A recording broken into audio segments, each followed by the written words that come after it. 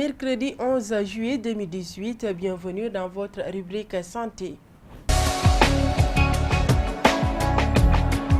Le président de la République poursuit la mise en œuvre des engagements pris pour l'amélioration des conditions d'études des pensionnaires des différentes universités du Sénégal. L'université Assane Seck de Ziguinchor a vu son centre médico-social recevoir une ambulance médicalisée, un acte magnifié par l'administration de ce temple du savoir, suivant les réactions de Mamadou Djombera et Kourfia Keba Diawara, respectivement directeur du CROUS et recteur de l'université Assane Seck de Ziguinchor, au micro de Cheikh Tidiane Cissé. Cette ambulance vient à point nommé pour améliorer les conditions de vie, mais sinon, mais surtout améliorer le transfert des étudiants vers les différentes structures sanitaires de la région et également les transferts vers les autres structures sanitaires du pays. Cette ambulance-là que vous avez est le premier geste qui a été accompli par son Excellence le Président Macky Sall, auquel s'ajouteront d'autres gestes comme la construction de 1000 lits, l'effectivité de la réduction des prix du ticket du restaurant, qui est déjà effective depuis le 1er juillet, la construction d'un centre médico-social moderne de dernière génération également, mais aussi la construction du siège du CROUS de l'université Assane Seck de Ziguinchor.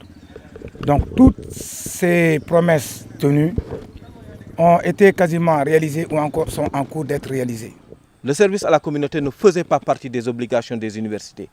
Aujourd'hui, c'est une obligation, ce n'est pas une faveur. Donc cette ambulance que Monsieur le Président de la République a eu à mettre à la disposition du Centre régional des œuvres universitaires et sociales est un bien commun.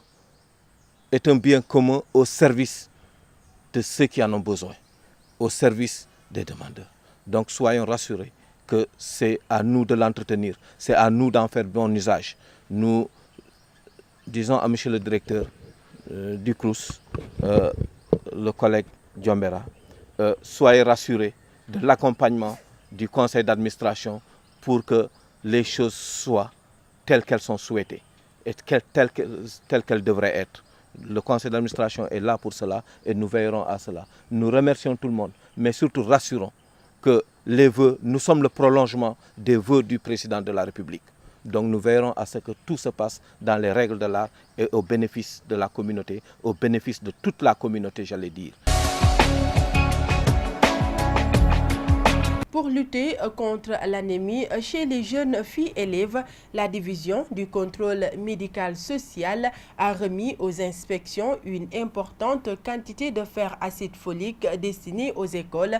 L'IF de Bignona 2 a procédé vendredi à la distribution de ces comprimés en présence des chefs d'établissement et des membres de la communauté. Cette cérémonie visait à remettre symboliquement au CGE, au directeur d'école, un lot de fer acide folique. Nous avons constaté que les adolescentes qui sont dans nos écoles souffrent beaucoup d'anémie qui cause beaucoup de problèmes tels que la paresse, la mollesse, des maux de tête, et ceci impacte négativement sur les performances des élèves. Nous saluons l'option de la DCMS de doter les écoles en fer acide folique pour prévenir l'ensemble de ces problèmes qui arrivent aux adolescentes dans nos écoles. Nous avons tenu une cérémonie pour encore sensibiliser les parents, pour sensibiliser les directeurs d'école, pour leur dire combien est importante cette politique prônée par le ministère de l'Éducation nationale, pour que correctement la supplémentation puisse être faite, soit dans les écoles et par rapport au contexte même à la maison. La communauté a très bien accueilli cette supplémentation en fer acide folique et nous avons eu à donner toutes les consignes nécessaires, toutes les explications et ils ont bien compris le sens de cette politique-là. C'est tout pour aujourd'hui. Rendez-vous est donné la semaine prochaine, mais d'ici là, prenez soin de vous.